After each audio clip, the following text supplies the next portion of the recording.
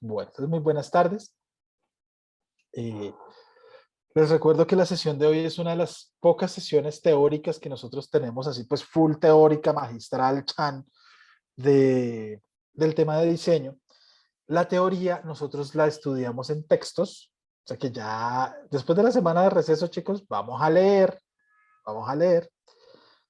y vamos a preparar unas exposiciones también, ¿sí? Para reforzar este componente teórico. Eh, pues como los pilares fundamentales del diseño, ¿no? Pero pues primero tenemos que pensar, ya sabemos qué es diseño, para qué sirve, ahora tenemos que generar como esa estructura macro, ¿cierto? De cómo se piensa desde el diseño y luego aterrizar todo eso ya a la solución de los problemas que tenemos a nuestras manos, que en el caso de ustedes, en pronto tiempo, será la revista.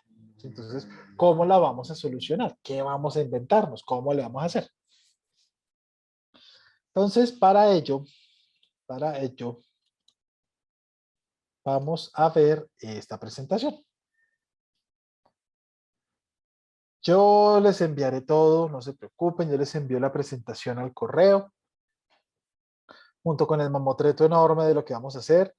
Mañana quedamos de encontrarnos con todos los profes de Introducción al Lenguaje Periodístico y con Orlando, el otro profe de diseño, pues como para definir ya tiempos, temas, o sea que después de la semana de receso ya llegamos modalidad, ok, planeemos, ejecutemos, hagámosle, ¿sí? Entonces, que ustedes sepan esto, hoy es clave, cosa que ustedes, cuando lleguemos de ese receso, ya tienen una perspectiva diferente de cómo abordar el problema.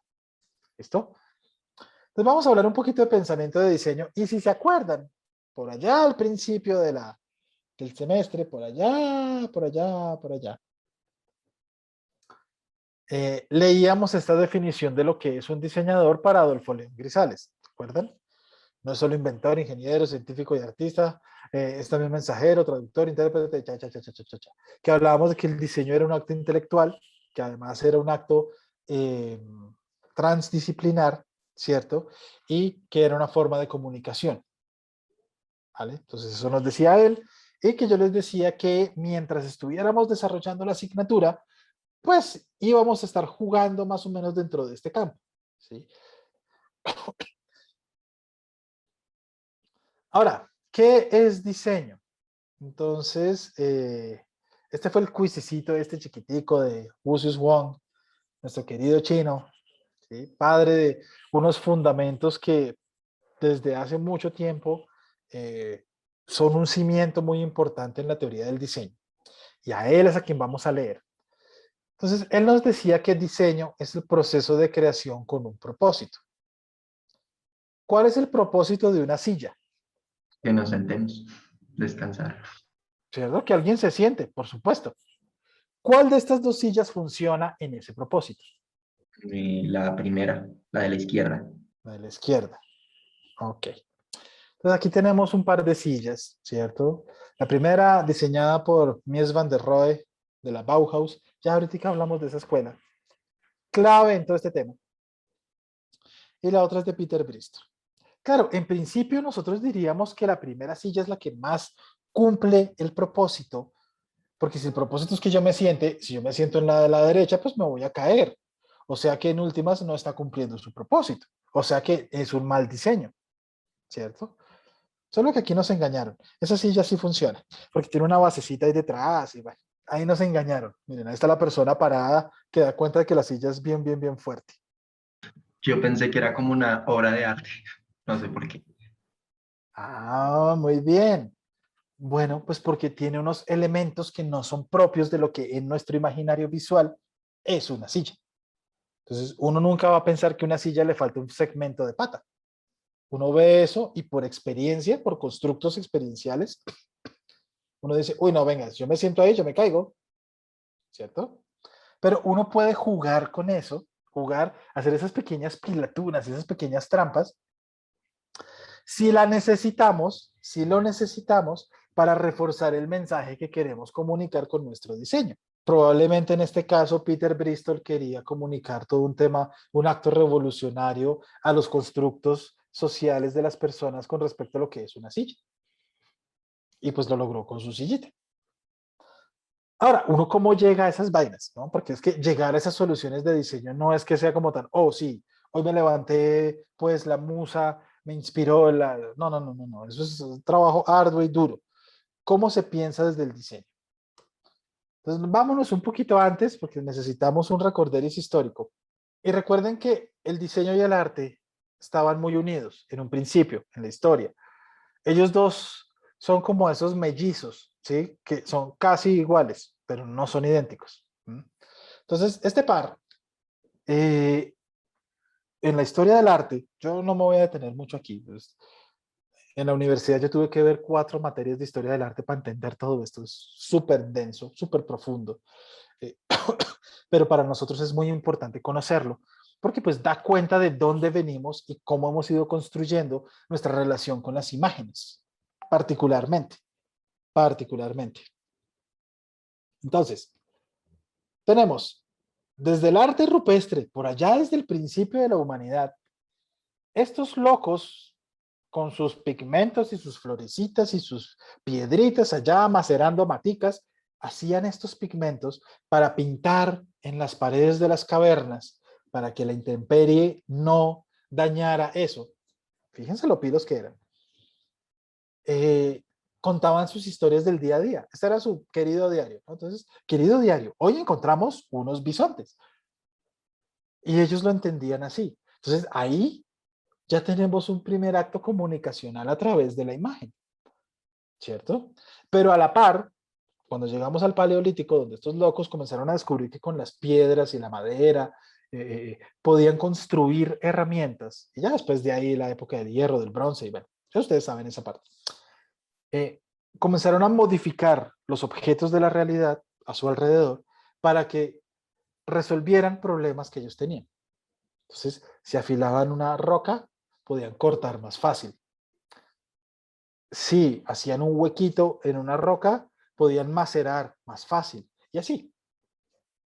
Entonces, este tipo como de descubrimientos, hallazgos y de interacciones, primero comenzaron a dibujar una serie de conexiones en el cerebro súper útiles, pero además ya comenzaron a establecer esas relaciones que tenemos nosotros con los objetos, ¿no? Bien sea pictóricos o tridimensionales. Me pego un salto gigante hasta los jeroglíficos egipcios y de ahí otro enorme hasta el arte medieval, porque básicamente ambos cumplían la misma función. Fíjese que el arte y el diseño tenían una función, o sea que arte era diseño. Igual, era representar la vida diaria. ¿Sí? Por eso está ahí el titulito pues en la diapositiva.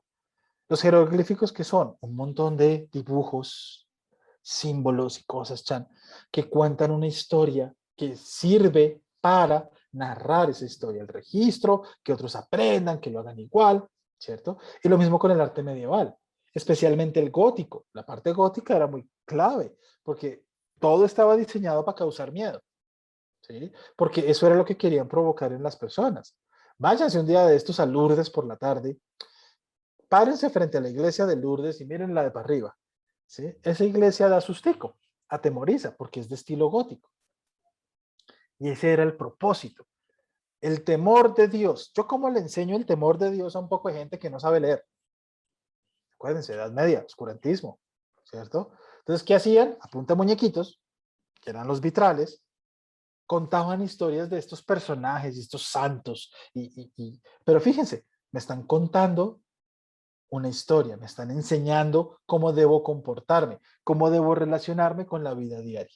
Los vitrales tienen una cosa bellísima, además, paréntesis aquí chiquito, y es que están diseñados para que ellos siempre se vean con la luz del sol. Entonces enfocaba más ese poder divino de estas figuras en esa época.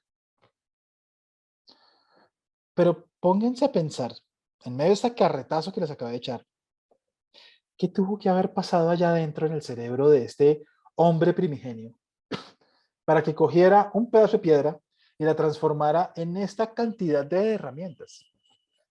¿Qué pasó allá? ¿Qué pasó en la mente de esta persona? Sí, es una cosa fascinante. Aquí introduzcan a nuestro loco este de alienígenas ancestrales, que para él todos son aliens.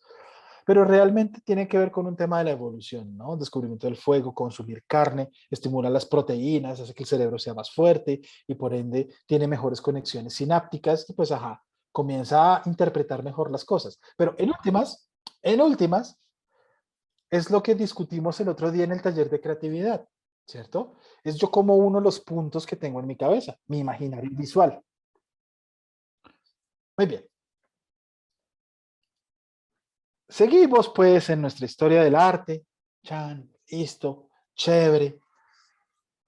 Todo el tema del renacimiento, el costumbrismo, incluso el arte hiperrealista, ¿sí? Son movimientos artísticos ligados todavía a esa función primigenia, que es representemos lo que pasa en el día a día, porque no había otra forma de hacerlo. La fotografía no existía, evidentemente no había ningún tipo de cámara celular, eh, era o te cuento el carretazo con la oralidad, el voz a voz, o te pinto cuadritos. No había otra opción para dar cuenta de lo que pasaba en el mundo. Y ahí fue cuando llegó este señor, Joseph Nicéphore Niepce. A él se le considera el padre de la fotografía. ¿Listo?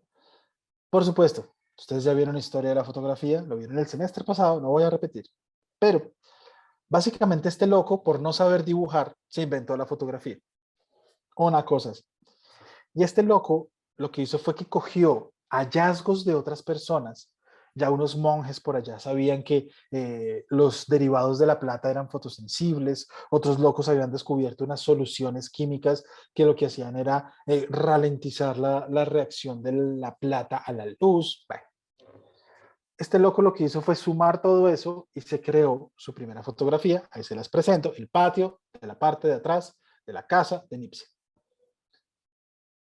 No parece mucho, no parece mucho, pero este acto de inventarse una forma de representar la realidad de una manera mucho más precisa hizo que el arte entrara en shock. Ahora yo para qué sirvo. Miren, cuestionamientos de funcionalidad, ¿no? ¿Y ahora yo qué hago? ¿Cuál es mi utilidad en esta vida? Entonces los artistas comenzaron a darle rienda suelta a su propia interpretación de la realidad, a sus perspectivas. Ya no era contarla tal cual es, sino cómo yo creo, cómo la interpreto, cómo yo siento que es. Ahí explotaron los ismos. Todos los ismos que ustedes puedan imaginarse, cubismo, fauvismo, dadaísmo, nadaísmo, expresionismo, impresionismo, surrealismo, todos los ismos explotaron acá.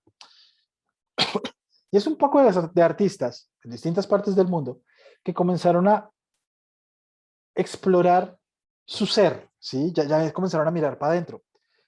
Dentro de nuestra discusión, ¿qué es lo importante aquí? Que el arte y el diseño comenzaron a separarse.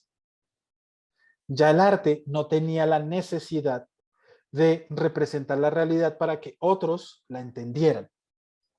Esa función ya no era del arte, ya era de la fotografía. El arte se separa del diseño y el diseño se queda, hello, ¿y ahora yo qué hago? Si ellos dos andaban unidísimos.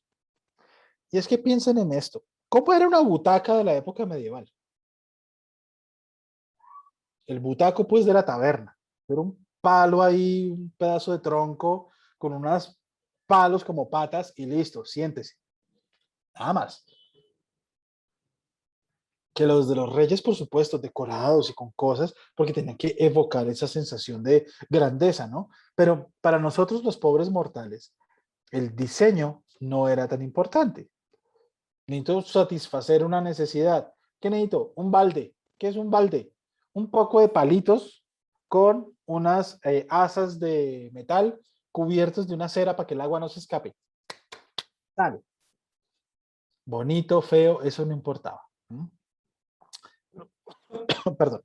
Pero cuando surge este rompimiento y el arte comienza a explorar sus propias formas de contarse, el diseño también se antoja. Y el diseño arranca, oiga, venga, ¿será que yo también puedo echar mano de lo que está haciendo el arte? Y comienzan a aparecer este tipo de cosas, ¿no? Entonces, tenemos a Toulouse-Lautrec. A él se le considera el padre del cartel publicitario, ¿sí? De los afiches promocionales de cosas. Entonces, en esta época, en Francia, en las grandes óperas y teatros, pues hacían estas obras. Recuerden, toda esta época está marcada en un elitismo muy fuerte, ¿cierto? Donde el arte solamente le llega a los ricos, a la gente más poderosa. Los pobres mortales no tenemos derecho a presenciar una obra de teatro. Entonces Toulouse-Lautrec comienza a integrar ciertos elementos que hasta antes no se integraban, texto con pintura, para promocionar las obras de teatro que se iban a presentar en esas jornadas. Y esos fueron los primeros carteles publicitarios del mundo. Espérenme. Yo y las moticos ruidosas. Virgen santa. Ahora, esta persona no es absolutamente realista, si ustedes se dan cuenta. ¿Sí? Una persona no anda por ahí así. Entonces, esto ya tiene temas muy propios de esa exploración del arte, de, oiga, yo como artista, ¿qué hago con mi obra, no? Luego tenemos a Alphonse Mucha, uno de mis favoritos. Escribe mucha, pero se pronuncia Mucha. Y este loco también hacía carteles publicitarios, pero él los hacía con este estilo de Art Nouveau, así se llama este estilo artístico, en el cual se evoca lo orgánico de las plantas. Todo lo que ustedes busquen como Art Nouveau va a ser parecido a esto, ¿sí? Muchas curvas, muchas líneas así como cruzadas y bueno, eso le da una sensación pues como de alto estatus a la pieza de diseño, ¿no? Este es un cartel publicitario para los cigarrillos Hop. Entonces fíjense cómo cada vez se va como popularizando más este cuento, ¿no? Andy Warhol, por supuesto, ustedes han oído hablar de él y este loco es muy importante porque el arte pop, el pop art, ¿cierto? Como creo que se los comenté en alguna clase, fue uno de los primeros movimientos artísticos en criticar esa dicotomía, como esa separación que existía entre las élites y la sociedad, pues raza, y su acceso al arte. Entonces, Andy Warhol lo que hacía era que agarraba íconos populares de la época, la sopa instantánea Campbell, o Marilyn Monroe, o sí, lo común de la época, ¿sí? Lo más popular, y eso lo elevaba a categoría de arte. Entonces le mostraba a los ricos el mundo de los pobres. Y esto comenzó a generar esa brecha entre estas dos grandes sociedades. Recuerden que hasta esta época el diseño para las personas era como que cumple una función y ya, algo ahí medio decente, una butaca y listo.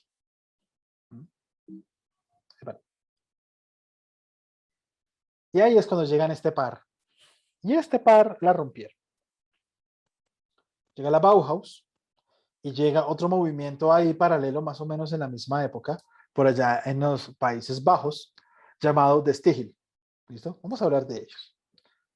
La Bauhaus es la escuela alemana de diseño más importante en toda la historia, porque estos locos cogieron todos esos actos de reflexión que estaban pasando en todas las demás artes, el cine, la fotografía, porque claro, como el arte puro comenzó a explorar sus vainas, ¿cierto? Como sus perspectivas, como sus propios estilos, pues todos se antojaron. Entonces cada quien comenzó a explorar sus propios posibilidades dentro del lenguaje de lo que estaban haciendo.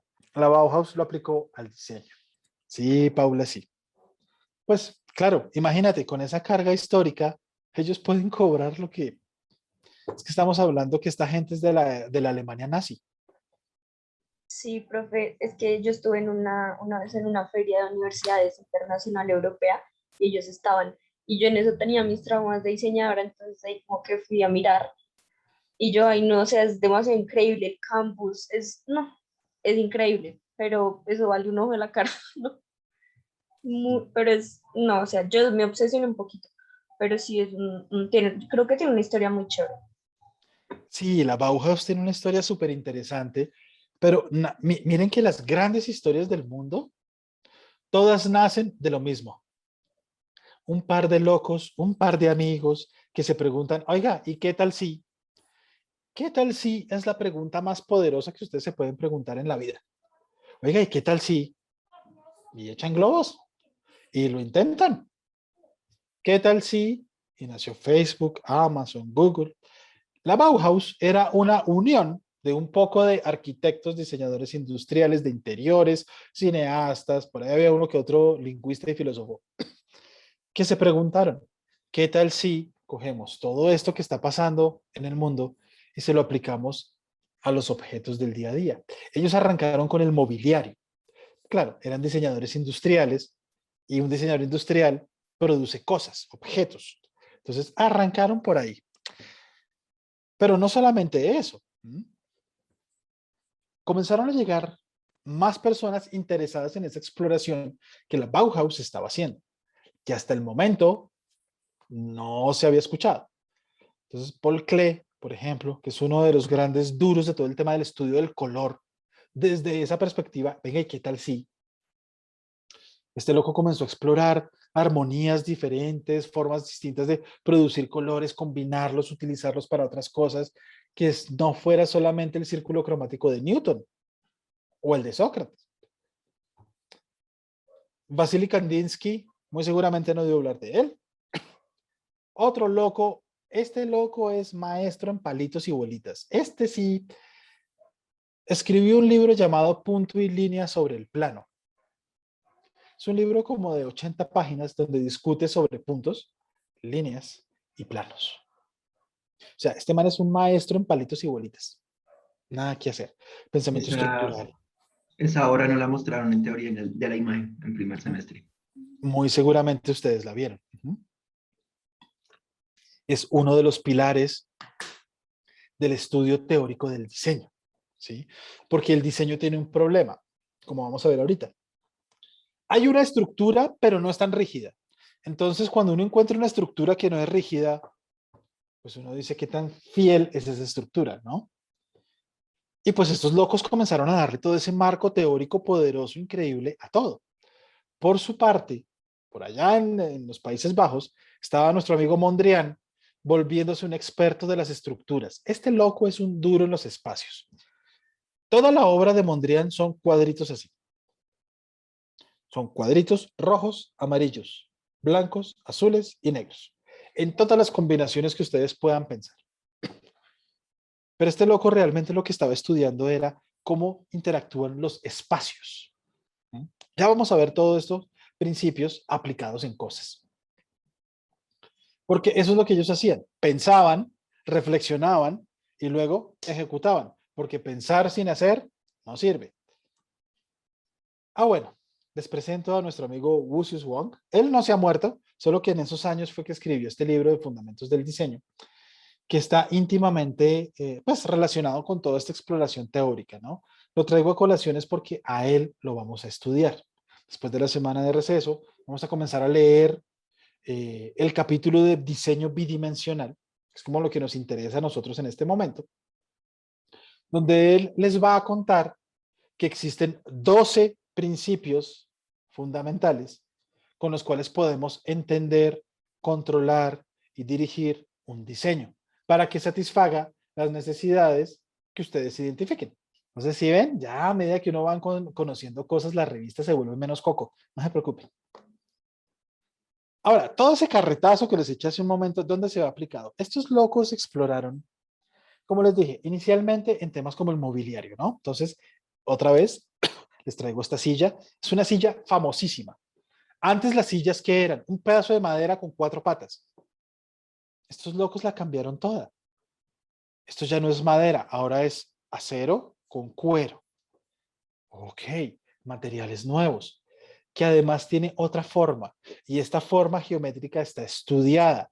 Punto y línea sobre el plano.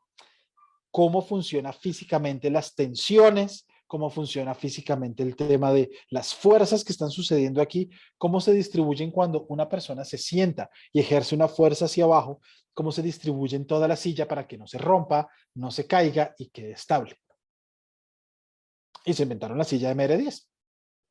Esos mismos principios geométricos de tensión, de línea, de punto, chan, fuentes como la futura, se la inventaron en la Bauhaus, que es una fuente fuerte, poderosa y muy utilizada hoy en día. Es que hasta incluso estos manes estaban tan locos, les voy a mostrar un pedacito, que este man, Oscar Schlemmer, el tipo era un coreógrafo de ballet y cogió toda esta teoría de la Bauhaus y se hizo una coreografía con eso y le llamó el ballet triádico. Les voy a mostrar un pedacito. Toca un pedacito porque eso es mucho. YouTube. Y vamos a buscar aquí. Y es rarísimo. Les voy a mostrar solo un pedacito. Si mi computador responde, ballet triádico.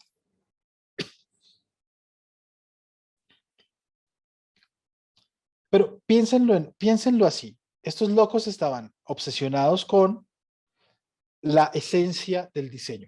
Colores primarios, formas geométricas primordiales, punto y línea sobre el plano, distribución de espacios y tensiones, pues para darle un fin estético a las cosas.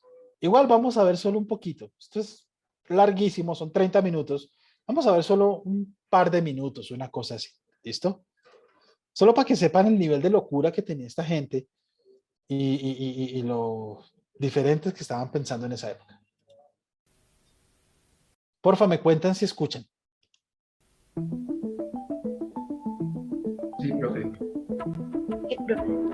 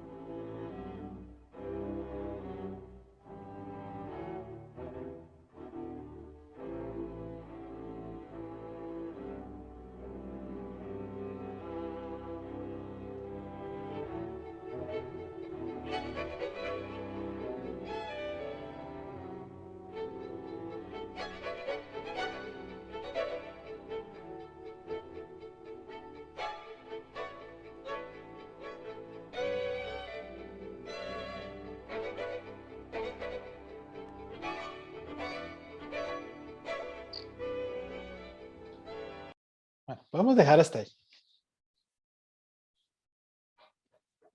Esto es muy loco. Esto es una cosa rarísima. Fíjense, por ejemplo, en este, ¿qué podríamos inferir acá? Las figuras son muy redondas, entonces puede ser una relación de círculos, ¿cierto? O de puntos, y cómo se mueven en el espacio.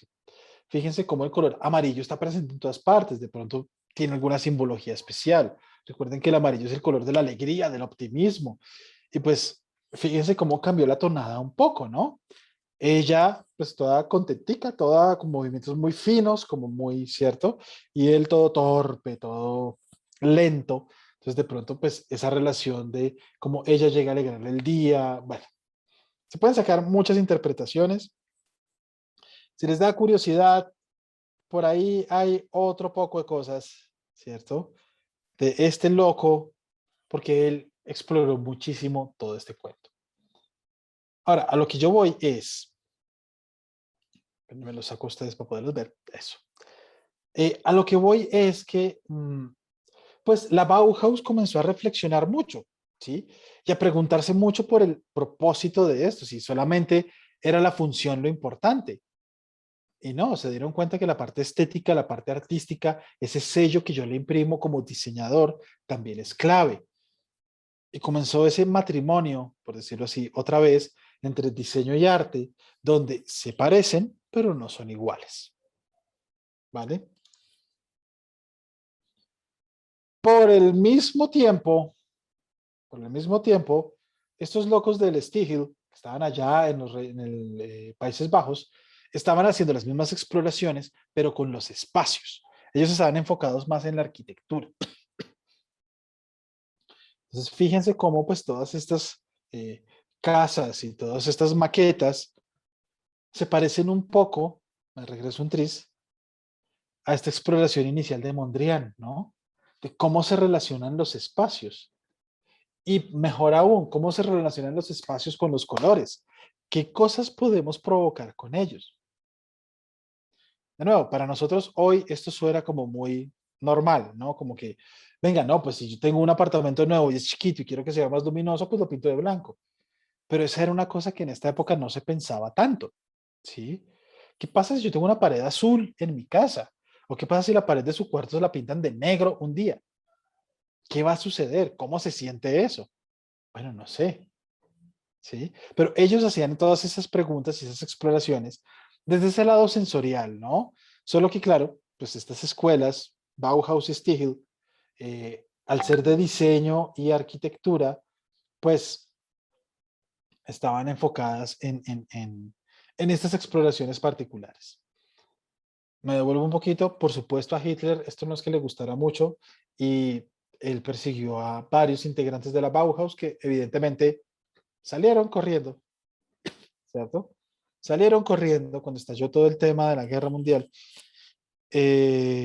Salieron corriendo de Alemania, se refugiaron en otros países, Estados Unidos, no sé qué. Y luego, pues cuando ya todo el tema pasó y se superó lo de la guerra, volvieron, pero pues ya no tenían la misma fuerza, ¿no? Ustedes saben que una guerra afecta un montón la reconstrucción cultural y social, pues de un país. ¿Listo? Chicos, preguntas hasta aquí, en este momentico. No, profe. Vale. Ahora, todo este carretazo histórico, todo este recuento, pues, de dónde viene el pensamiento de diseño, lo que hoy en día conocemos como diseño, lo quiero enfocar en este concepto de innovación, porque es muy importante, ¿sí? Y créanme, si ustedes logran comenzar a cultivar este pensamiento innovador, innovador a lo bien, no innovador chocoloco, innovador a lo bien, la van a romper, porque el mundo está complejo. Entonces hay que innovar. ¿Qué es la innovación? Me va a permitir leer. Lo podemos, hay muchas definiciones de innovación, ¿no? Y de hecho nosotros lo hablamos mal. Nosotros decimos que algo creativo es igual a algo innovador y no siempre es cierto. Por eso yo siempre les he dicho, les he molestado un montón. Ser locos por ser locos no sirve. Tenemos que darle un propósito. Entonces la innovación no sirve para eso. ¿Qué es la innovación? Son formas nuevas para desarrollar productos, técnicas o servicios útiles. Útiles. Con el uso de ideas creativas o invenciones, ya hablamos de ese tema, de tal forma que puedan explotarse económicamente. No se les olvide la papita. Respondiendo a las necesidades de la sociedad. ¿Listo? Entonces, el propósito máximo, por lo menos que yo tengo con ustedes y con el desarrollo de este curso, ¿cierto? Que venimos, los que vienen conmigo desde el semestre pasado, pues eh, vienen un poco instigados en ese tema de arriesgarse y soltarse y probar cosas diferentes. Es esto, ¿sí? Que ustedes puedan desarrollar, vamos a desagregarlo, formas nuevas para desarrollar productos, técnicas o servicios útiles. Esto lo podemos llamar procesos, ¿sí? Entonces, recuerden, un proceso es algo que tiene fases, ¿sí? Todo lo hacemos en procesos. Cuando ustedes escriben un ensayo, hacen un reportaje, para tomar unas fotos, todo es un proceso. Entonces, si encontramos formas novedosas para desarrollar esos procesos, bueno, ya estamos hablando un poquito de innovación, ¿cierto? Ideas creativas o invenciones. Ahí volvemos al cuento de la creatividad. Recuerden que la creatividad es la capacidad que tenemos de producir ideas nuevas, ¿cierto? Ahora, hay una cosa que son las ideas creativas y otra cosa que son las invenciones. ¿Sí? Hay una pequeña diferencia. La idea creativa es más del mundo como de los conceptos, ¿sí? Como de la idea como tal, mientras que las invenciones son más como objetos, cosas tangibles, ¿listo? Pero ambas las podemos englobar en este cuento de la creatividad, ¿listo? Por ejemplo, una invención puede ser que a mí se me rompieron las gafas y en ese momento necesito solucionar el problema porque la pata no la tengo, entonces yo hago una invención, cojo una moña que tengo para el cabello y guardada y hago un amarrijo y listo. ¿Sí? Entonces es una invención para solucionar el problema rápido. Mientras que la idea creativa sería, bueno, ¿qué puedo hacer con la pata? Ya, ¿qué pasa si yo le clavo un tornillito o si le pego un pegante súper poderoso? O si, sí, se queda más en el mundo de la idea, no se ejecuta. Pero en últimas es la capacidad de cultivar la creatividad. Recuerden, ¿cómo se cultiva la creatividad? Alimentando su imaginario visual. Esos puntos de los que hablaba Steve Jobs, si ustedes recuerdan, ese cuento de que ser creativo es unir puntos, esos puntos es su imaginario visual. Entre más cosas lean, entre más cosas sepan, entre más cosas experimenten, viajes, comida, cosas, van a ser más creativos y creativas. Eso es de ahí, garantizado. Entonces, arriesguense a hacer cosas nuevas que a largo plazo les va a servir un montón. Ustedes no se imaginan. Bueno, de tal forma que puedan explotarse económicamente. A esto en temas pues de administración de empresas y temas pues ya un poco más mundanos, se le denomina valor, ¿sí? Entonces, ¿qué valor tiene lo que sea que yo hago? Ahora, no necesariamente es económicamente, yo le puedo dar valor, un valor social, o le puedo dar un valor de los procesos, o un valor humano, ¿sí? Contrato a las personas ideales, pero es que acuérdense que en últimas yo necesito sobrevivir y la manera de sobrevivir en el ecosistema en el que estoy, pues es con dinero, entonces, ajá, necesito la papita, ¿sí? Entonces, se puedan explotar económicamente. Y aquí es donde yo hago un gran paréntesis y yo sigo fascinado de todos estos peladitos que abren sus canales de TikTok, de YouTube, y la están rompiendo porque encontraron esos espacios creativos para mejorar su técnica, proveer algo, responder a una necesidad de la sociedad. Fíjense que en este caso, ¿cuál es? Un poquito escapar de la misma sociedad, ¿no? El mundo está tan maluco. Esa función también la tuvieron los cómics en su tiempo, especialmente todos esos cómics de superhéroes. La función de esos cómics y por qué son tan exitosos fueron y siguen siendo, es porque me alejan de la realidad. Mi realidad es tan triste que yo quiero una realidad ficticia para poder encontrar algo de paz mental y algo de fortaleza para seguir viviendo en este mundo tan horroroso. Más o menos esa es como la premisa. Entonces, todos estos peladitos pues hacen más o menos lo mismo, ¿no? Si ustedes se pueden analizar, miren a quienes siguen en su TikTok, en su Instagram. Ellos están satisfaciendo una necesidad que ustedes tienen. Puede ser de información, puede ser de entretenimiento, puede ser de ideal de vida. Eso no es cuestionable, ¿sí? O sea, sin lío. Pero entiendan cómo está funcionando esa estructura y por qué me parece que ellos son tan genios, ¿sí? Porque no tuvieron que hacer los mismos procesos culturales que todos nos enseñaron, encontrar una forma nueva para, de formas pues creativas, ganarse la papita satisfaciendo una necesidad que identificaron. Buenísimo. Entonces, recomendación número 2, Si quieren hacer el blog, si quieren hacer el YouTube, si quieren hacer, háganle y de una. Créanme, háganlo de una. Este es el momento, pues. Pero fíjense que todo este cuento de ese cuestionamiento de dónde viene el diseño, para qué sirve, lo podemos pues, desglosar en estas 4 cosas, ¿no? ¿Cómo? Hago procesos nuevos, creativos, que me den valor para satisfacer necesidades. Si logramos hacer eso, créanme, la vamos a romper. Y esto, que es otra cosa que me parece fascinante, y yo soy un fiel creyente de eso, es que esto se puede aplicar en cualquier cosa de la vida. Yo puedo mejorar cualquier tipo de proceso. Procesos conmigo, por ejemplo, ¿sí? Desde una cosa tan sencilla como, no sé, mi rutina diaria, eso es un proceso, yo lo puedo mejorar para darme más valor, economizar algo de tiempo, ¿cierto? O definir mejor mi estilo, no sé, pero siempre buscamos dar valor y satisfacer necesidades. ¿Listo? Muy bien. Ese era el contexto. Ahora sí nos metemos de cabeza. Por eso les dije hoy me van a escuchar hablar un montón. Tipos de pensamiento. Esto nosotros ya lo revisamos por allá al principio cuando vimos la parte de creatividad. ¿Se acuerdan cuando vimos los videos esos raros y jugamos un ratico? Bueno, aquí los revivimos. Bienvenidos nuevamente a nuestro pensamiento lineal y nuestro pensamiento lateral. Pensamiento lineal, el lógico matemático, ¿no? El que va 1 más 1 igual a 2. Listo. Pensamiento lateral, el loco chiflado, el artista, 1 más 1 es igual a 11. ¿Vale? O incluso 1 más 1 es igual a un bebé. Listo, sale. Pero aquí, ya dentro de la teoría del pensamiento de diseño como tal, ya dentro de este como modelo para entender uno cómo piensa desde el diseño, tenemos que partirlos un poquito, ¿sí? Tenemos que desagregarlos. Entonces, el pensamiento lineal se va a transformar en pensamiento convergente. ¿Listo? Sigue funcionando igual, sigue siendo 1 más 1 igual a 2. El lógico lineal, pero su función dentro del proceso de diseño va a ser de converger. ¿Sí? Converger es coger muchos elementos y dirigirlos hacia un punto. ¿Sí? Entonces, cojo varias cosas y las converjo a un punto.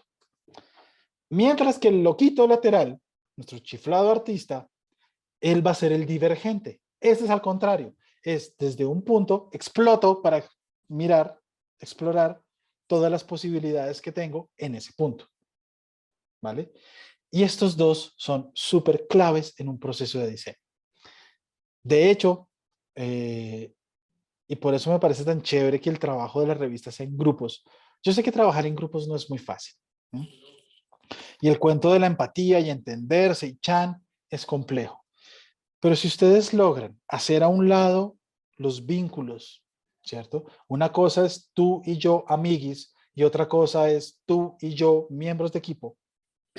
Si logramos distinguir eso, créanme, se van a ahorrar un poco de lágrimas y un poco de sufrimiento. Y otra cosa importante es que en los grupos, entre más mixtos sean, más creativo es el producto final. Es una cosa loquísima, ya vamos a ver de qué les estoy hablando, pero entre más miradas diferentes puedan tenerse sobre un mismo problema de diseño, más creativo va a ser y va a agregar más valor, es decir, va a ser más innovador. Esa realmente es la innovación. ¿Listo? Muy bien, un diagnóstico muy chiquitico, esto es muy íntimo de ustedes, no lo tienen que compartir con nadie. Van a encontrar aquí en esta diapositiva 2 grupos de palabras. Por ahora simplemente léanlos y con cuál de estos 2 grupos se sienten más identificados o identificadas. ¿Con los de la izquierda o los de la derecha? Muy probablemente me digan, porque a veces pasa, profe, con los 2. Hay personas raras, pero sí hay gente que se puede sentir identificada con ambas. Pero busquen la que más, con la que más, ¿sí? La que tienen más afinidad. ¿Sí? Ustedes son más rebeldes, creativos, les gusta explorar, son mucho más inquietos, les gusta conocer más perspectivas, ¿cierto? Son más como juguetones con el mundo, echan globos todo el tiempo. O por el contrario, son súper ordenados, lógicos, controladores, el tema de la lista, la planeación, ¿cierto? El análisis, Chan. ¿Con cuál de estos dos se sienten más identificados? Listo. Ahora, voy a dividir estos dos grupos también en otros dos, arriba y abajo. Entonces, los que están a la izquierda, ¿con cuál se van a sentir más identificados? ¿Izquierda arriba o izquierda abajo? Y lo mismo los de la derecha. Derecha arriba o derecha abajo. Ah, bueno, esperen, antes de eso. Entonces, si están a la izquierda, son divergentes, son los exploradores, los que les gusta de un punto ir a revisar qué cosas hay en el mundo. Y los convergentes son los que cogen varias opciones y las aterrizan en un solo puntico. ¿Listo? Muy bien, ahora sí, parto esto. Entonces, izquierda arriba o izquierda abajo, los divergentes, y derecha arriba o derecha abajo, los convergentes. Entonces, ¿será que yo soy un divergente de mente abierta, que me gusta conceptualizar, echar globos todo el tiempo, aprender cosas nuevas todo el tiempo? O más bien soy de los que le gusta ser chistosito, cosas que ya existen, pero entonces las pienso de formas diferentes, genero ideas sobre algo que ya existe. Si soy convergente, a mí me gusta es hacer. Hagamos pues la praxis, ejecutamos, resolvemos problemas de una a lo que es. O son más bien de los que se sientan un momento, espere, pensemos, analicemos, chan, la decisión, tin. ¿Listo? Muy bien. Entonces, dentro de este esquema del modelo de pensamiento de diseño, estos son sus alters egos según lo que hayan elegido. Espérenme un segundo. Eso era así. Entonces, si son de izquierda arriba, son Dora la exploradora, ¿sí? Son los exploradores, ¿ok? Si son de izquierda abajo, son los artistas. Si son de derecha arriba, son los guerreros. Y son de derecha abajo, son los jueces, ¿vale? Estos, digamos, como roles que nosotros podemos asumir dentro de un proceso de pensamiento de diseño son súper claves. Lo ideal sería que en un grupo estuvieran los cuatro, porque los cuatro son importantes. Acuérdense, nosotros no vamos a satanizar al pensamiento lógico matemático. Él es clave, él es súper importante, porque si todo fuera locura y chifladez, no satisfacemos nunca nada. Y lo mismo, si todo fuera, pues, rigidez y orden y no sé qué, pues no haríamos nada nuevo. Entonces tiene que haber una combinación de ambos, ¿cierto? En un grupo, es lo ideal. No siempre sucede, no pasa nada. Igual, al ser como modelos y roles, uno puede aprender a ejecutarlos. Hay herramientas para cada uno. Entonces, vamos a verlas. Pero antes de eso, vamos a mirar los modelos de pensamiento, ¿listo? Ya tenemos los protagonistas, los tipos de pensamiento necesarios. El explorador, el artista, el guerrero y el juez. ¿Cómo los metemos en un modelo de pensamiento? Vamos a revisar primero el modelo IDEO. IDEO es una agencia de diseño de muchos años. Diseño, holístico, grande, diseño. Ellos no son gráfico, industrial, no. Diseño. ¿Listo? Y estos locos se la han pasado pensando en cómo podemos nosotros resolver cualquier problema utilizando una serie de pasos y procesos. Y con cualquier problema me refiero a cualquier problema. ¿Listo? Antes de pasar al modelo de hechos, necesitamos hablar de estas esferitas un segundo. ¿Listo? Porque claro, yo les dejé como muy amplia el tema de la innovación, ¿no? El cuento de, listo, vamos a mejorar nuestros procesos de formas novedosas para agregarles valor y satisfacer necesidades. Chévere. ¿Cómo? ¿Sí? ¿En dónde? Es muy difícil. O sea, ser el próximo Elon Musk, eso es un camello. Pero les tengo una buena noticia. No hay que ser Elon Musk, ¿sí? Uno no tiene que ser el más de los más para poder innovar. Se puede, claro, pero es muy difícil llegar allá. Entonces, hay como 4 tipos de innovación y todas tienen que ver con estas 3 bolitas de acá. ¿Listo? Entonces, cuando ustedes arrancan un proyecto, un proceso, un servicio, cuando van a hacer algo, siempre es buena idea que lo analicen desde estos 3 lentes, ¿cierto? Lo deseable, lo factible y lo viable. Lo deseable tiene que ver con lo humano, Es decir, satisface una necesidad de alguien. En otras palabras, ¿me lo van a comprar? ¿Lo necesitan estas personas? ¿Es querido por estas personas? Eso es lo deseable. Lo factible tiene que ver con lo técnico. ¿Lo puedo hacer? ¿Tengo la maquinaria para hacerlo? ¿Tengo los conocimientos para hacerlo? ¿Lo puedo hacer? Y lo viable es el potencial de negocio, es la papita. ¿Qué tan fácil lo puedo comercializar? ¿Qué tan fácil lo puedo vender? Bueno, ese tipo de cosas, ¿no? Entonces, si yo soy un súper duro y chan y resulta que encuentro una cosa novedosa que está metida en las tres esferas, estamos aquí en la mitad, estamos hablando de la innovación experiencial, que es la cúspide, ¿no? Es innovar en la experiencia de las personas. Eso es dificilísimo. Eso es un gallo, pero hay gente que lo logra. Por supuesto, son muy pocos, ¿sí? De nuevo, Elon Musk. Sí, el loco con su tema y pues su obsesión por el espacio exterior, pues llevó a que toda la industria tecnológica y todo pues vaya creciendo para que eso sea posible en un futuro. Probablemente él no lo vea, pero muy seguramente gracias a él se va a lograr eso que tanto añora. Pero lo que les digo, uno no tiene que ser él, uno no tiene que ser Nipsey para inventarse la fotografía por una frustración de no poder dibujar. Uno puede ser una persona chévere, bien, uno puede ser un estudiante del externado y de repente decir, me pillé que aquí hay un huequito y meterse por ahí. Fíjense en esto. Si combinamos lo deseable con lo factible, tenemos la innovación emocional, ¿cierto? Si lo puedo hacer y la gente lo necesita, probablemente yo aquí le puedo meter emoción al asunto. ¿Sí? Y la emoción es poderosa. Si nos metemos por el lado emocional, por ejemplo, de lo deseable y lo factible, bueno, yo estoy generando un valor distinto, ¿no? Muchas campañas de publicidad ahora están girando a este tema y más que todo todas las que tienen que ver con la sostenibilidad, con el tema del planeta, están por ese lado. Entre lo factible y lo viable, esta es la más técnica, esta la vamos a pasar ahí como por los laditos, que es innovación de procesos. Esto es ya al nivel de producción de una empresa, de lo que sea. Entonces, esa nos vamos a quitar por ahí. Y la funcional, por aquí nos podemos meter nosotros con lo que vamos a hacer, épale, es que si algo tiene potencialidad, si es viable y además lo desean, yo puedo cambiar la función de las cosas, ¿sí? Para hacer más novedoso y que sea mucho más wow. El factor wow aquí es clave. ¿Listo?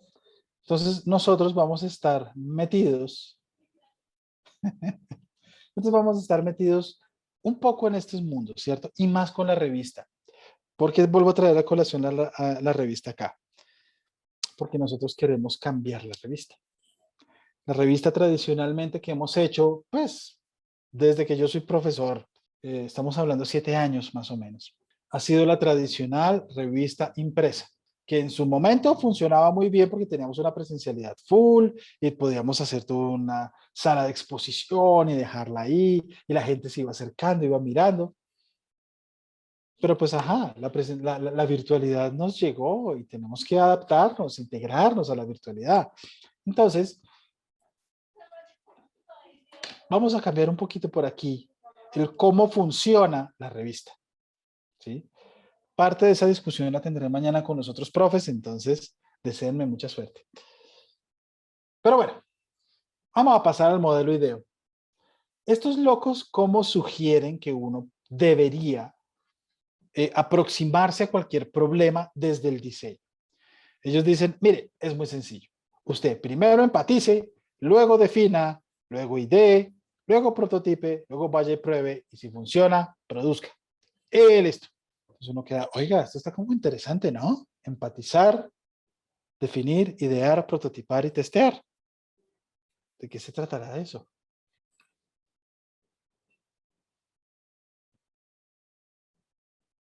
Vamos a ver este. Este sí lo vamos a ver completico. Esta cadena noticiosa le puso a IDEO, a esta compañía, un reto. Le pusieron un reto. Entonces llegaron a un centro comercial y se dieron cuenta que la gente se robaba los carritos de mercado. Se los robaba así mal. Entonces la gente dijo, bueno, ok, ¿cómo solucionamos esto? Y esto es lo que tiene que pasar. O sea, eso fue lo que le dijeron a ellos. Necesitamos que rediseñe los carritos de mercado de este centro comercial. Por eso les digo, la metodología de ellos es cómo podemos solucionar cualquier cosa desde el diseño. Entonces vamos a ver este videito. Me cuentan porfa si están escuchándolo. The deep dive, one company's secret weapon for innovation.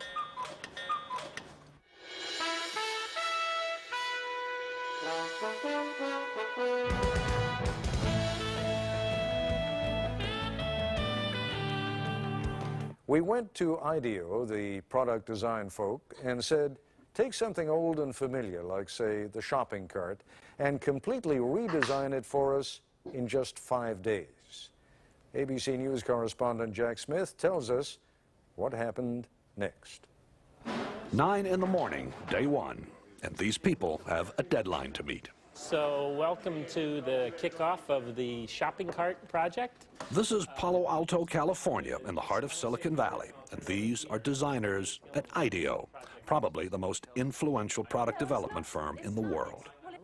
IDEO has designed everything from high-tech medical equipment to the 25-foot mechanical whale in the movie Free Willy and the first computer mouse for Apple. Smith ski goggles, Nike sunglasses, NEC computer screens. Hundreds of products we take for granted.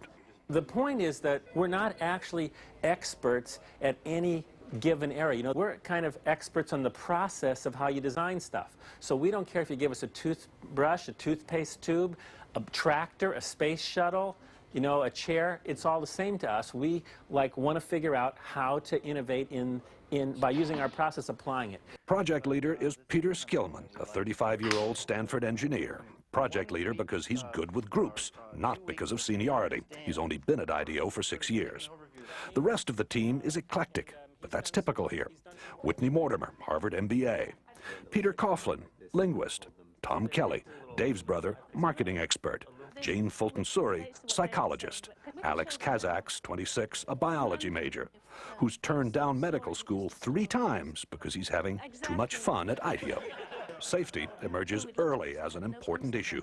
22,000 child injuries a year, and so they're hospitalized injuries. I mean, there are many others. And theft. It turns out a lot of carts are stolen.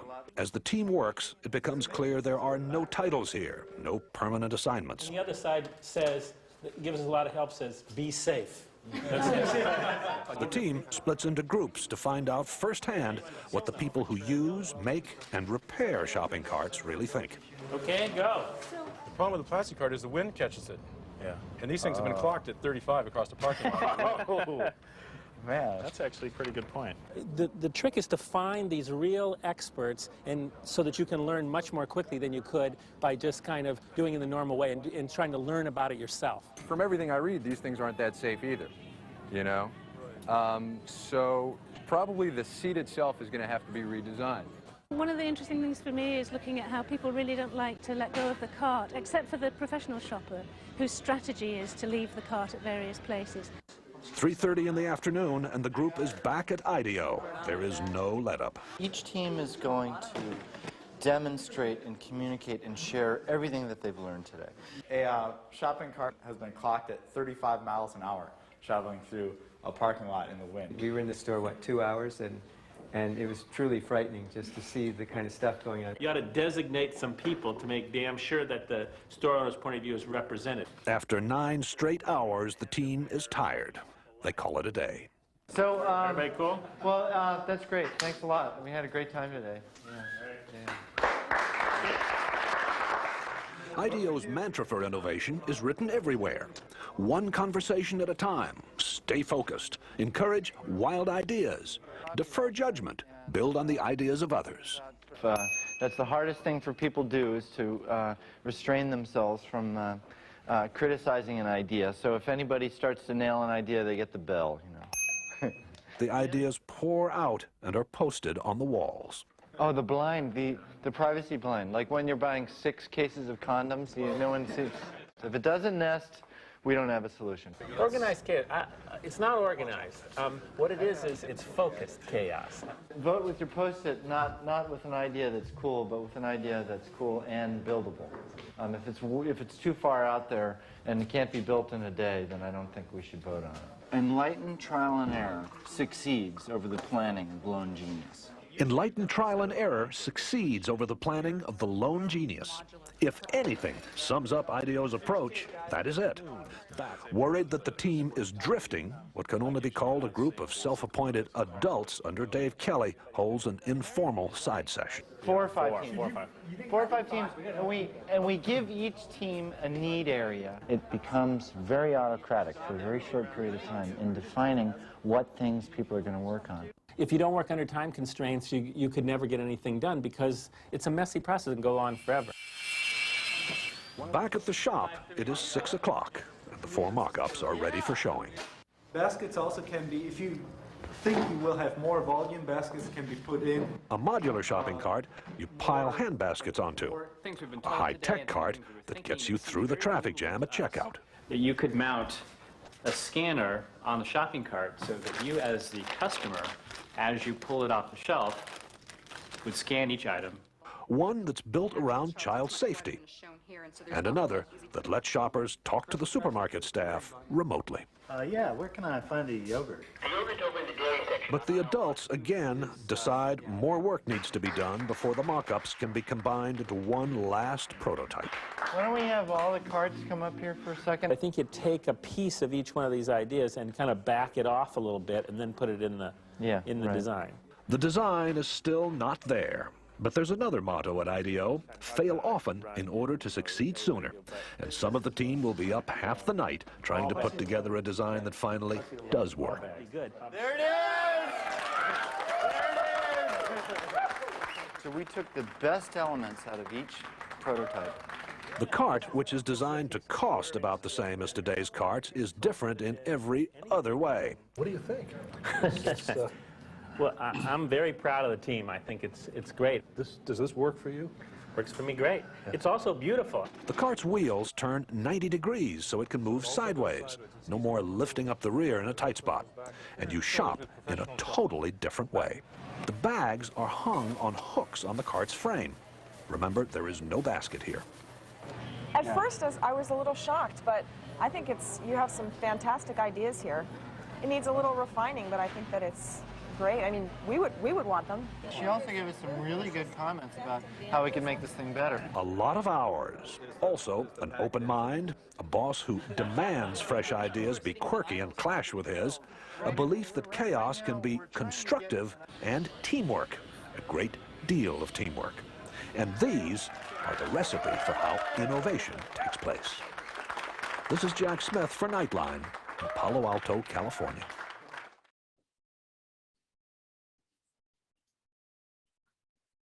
Y así trabajan estos locos. Entonces, ¿qué sucede aquí? Ellos, digamos que, sí, su tema es muy caótico, pero se puede dividir todo ese caos y todo eso que ellos hacen en estas 5 grandes fases. La primera fase, ellos la llaman empatizar, ¿sí? Empatizar es entender realmente el problema. Fíjense que hubo una fase en la cual ellos expusieron como una especie de investigación, fueron y miraron y le preguntaron a la gente, investigaron datos históricos. Entonces el tema de que los que son de plástico el viento se los lleva, el tema de que se los roban, de los accidentes de los niños, todo eso, cuando fueron allá, las fotos que tomaron, todo eso es un tema de empatizar. Entonces, encontrar opciones de mejora, ¿sí? Luego comenzaron a definir, que esto fue lo que ellos comenzaron a sacar cuando ahí pegaban en las hojitas de papel, los post-it, con esta me parece chévere, esto creo que no. Entonces, así comienzan a definir, a achicar todo ese gran cúmulo de cosas que encontraron para saber en cuáles se iban a enfocar. Cuando definieron en cuáles se iban a enfocar, arrancaron a pensar cómo las solucionaban, que fueron los 4 prototipos iniciales. Si ustedes recuerdan, que un grupo se enfocó en una cosa toda high-tech, otro fue modular, el otro fue en el tema de los niños y el otro con el tema de encontrar, pues, los productos, ¿no? Esa ideación los llevó a prototipar, que el prototipado es crear versiones baratas para probarlas, ¿cierto? Y pues el testeo fue cuando se llevaron ese último carrito, cuando definieron que ese era el carrito ya que era, y se lo llevaron al centro comercial, al lugar este de la tienda, y lo pusieron a prueba, y recibieron retroalimentación de la chica que trabajaba allí y todo el tema. Esa es como ellos abordan todo. Si nosotros fuéramos a hacer la revista, exactamente igual. Empatizar, ¿a quién le van a escribir su revista? Ah, no, mi revista es para estudiantes de la universidad. Ok, venga, ¿usted qué le gusta leer? ¿Usted cómo lee? ¿Qué tanto lee? ¿Le gusta ver contenido audiovisual o no? ¿Prefiere más memes o prefiere más? Chan, compilo mucha información y con todo eso que me encuentro, comienzo a definir, comienzo a encontrar esos puntos que digo, uy, muy chévere irme por este lado, a la gente le gusta más esto, chan, y ya comienzo a idear y a construir mi prototipo. ¿Sí ven? Entonces, es muy sencillo. Es el modelo IDEO. Este modelo IDEO lo evolucionaron un poquito y surgió el modelo doble diamante del Design Thinking. ¿Listo? Perdón. Este modelo doble diamante, fíjense que tiene estas mismas 5 fases, ¿no? Empatía, definición, ideación, prototipado y testeo. Está exactamente igual. Empatía, entender qué necesitan los demás. Definición, con todo eso que me encontré, cuáles son los puntos claves. Con esos puntos claves, ¿qué me invento? Con eso que me invento, hago modelos baratos, bocetos rápidos, y luego los pongo a prueba. ¿Sí? Es exactamente lo mismo. Solo que aquí sí es mucho más fácil ver esos roles iniciales, los que son Dora, los que son el guerrero, los que son el artista, qué función cumplen en este proceso. Y es esta, ¿listo? Normalmente las personas que son las exploradoras, ¿cierto? Tienen esa primera misión de ir a buscar cosas. Ahora, no es que los demás no lo hagan, por supuesto, todos lo hacen. Solo que, digamos que sus fortalezas innatas, por sus experiencias de vida o lo que sea, hacen que la persona sea más como idónea para cumplir esa función de explorador, de ir allá y preguntar, venga, ¿y usted qué? Ir a tomar fotos, investigar. Y luego esta persona llega con todo ese montón de información, cosa que el juez comienza a analizar todo eso y comienza a hacer grupitos y comienza a organizar toda la información, ¿no? Para que luego, con todo lo organizado y lo encontrado allí, el artista arranque a hacer su trabajo y él comienza a mezclar, ¿qué pasa si esto le hago aquí? ¿Qué pasa si esto le hago acá? Tan, tan, tan, tan, tan. Eventualmente van a salir un montón de ideas, de las cuales algunas, las mejores, se van a prototipar y es donde el guerrero las ejecuta. Hay que hacer, venga, hacemos. Se hace y se va a la prueba. ¿Sí ven? Muy sencillo. Este es igual, este es el modelo doble diamante. Este a mí me gusta un poquito más, lo siento más organizadito, es mucho más descriptivo.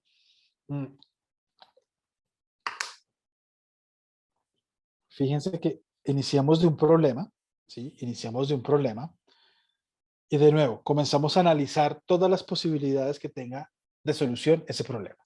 Entonces, en este caso, ya que estamos hablando de la revista, pobrecita, si hacer la revista es el problema, ok, abramos el panorama. Empaticemos, preguntémosle a la gente qué te gusta, cuáles son tus temas de interés, qué es lo que más odias que te hablen, de lo que más amas que te hablen. Chan, chan, chan, chan, chan, chan, chan. Y uno comienza a coleccionar una serie de datos que luego viene la parte de converger, de definir. ¿Sí ven? La primera es descubrir qué hay allá, qué está pasando en el mundo.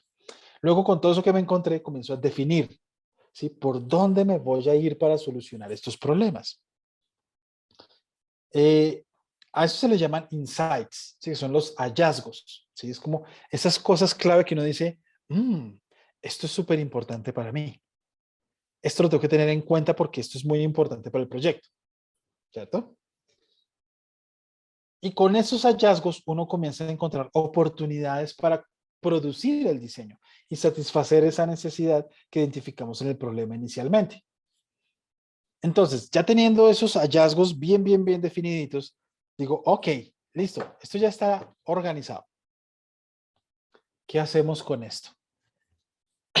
Y viene otra vez un pensamiento divergente, vuelve y se abre, y comienza a botar ideas sobre esos insights, cómo podríamos utilizarlos en el diseño, ¿sí? Y eventualmente, cuando se tengan X cantidad de ideas, se comienzan a poner a prueba, se comienzan a prototipar para probarlas, si funcionan bien, si no, chao, hasta que quede ya la solución. Y la solución, pues, es la que es, y es lo que ustedes presentarían al final. Buenas, ¿cómo están? Esta es mi revista. Y listo. De nuevo, aquí estamos usando la revista como ejemplo, solo porque ustedes están muy preocupados por ese tema. Relájense, no se estresen por eso. Pero esta forma de aproximarse a los problemas se puede utilizar en casi cualquier momento. Para casi cualquier cosa. Está haciendo hambre. ¿Qué vamos a almorzar hoy? El problema. ¿Qué vamos a almorzar? Empaticemos. Ok, ¿con quién estoy? ¿Qué les gusta? No, a este le gusta el sushi, a este le gusta la comida de mar. De pronto por ahí puedo hacer la idea. ¿Sí ven? Me abro. Listo. Tenemos estas opciones. Ta. Ok, no, a mí me gusta más esta. No, yo soy alérgica a no sé qué. Insights. Listo. Entonces tal vez por aquí nos pueda funcionar. Es un ejemplo muy tonto, pero da cuenta, digamos, de las 4 fases que vamos a estar surtiendo, pues al momento de diseñar cualquier cosa. Otra cosa clave que tienen que entender es que, y por eso les decía que es una estructura flexible, aunque yo claramente tengo 4 áreas, y de nuevo, aquí están, ¿qué tipo de pensamiento va en dónde? Esta no, digamos que no son lineales. Sí iniciamos en un problema, sí terminamos en una solución, pero del problema a la solución pueden pasar muchas cosas.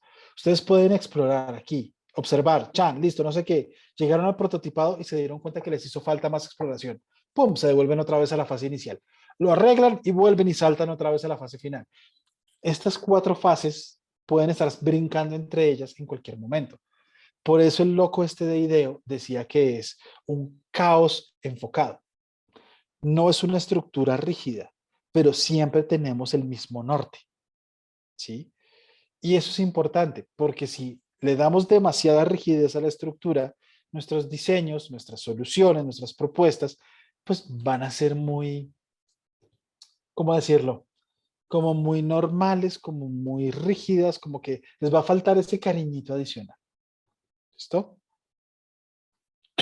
Chicos, ¿alguna pregunta con estos modelos?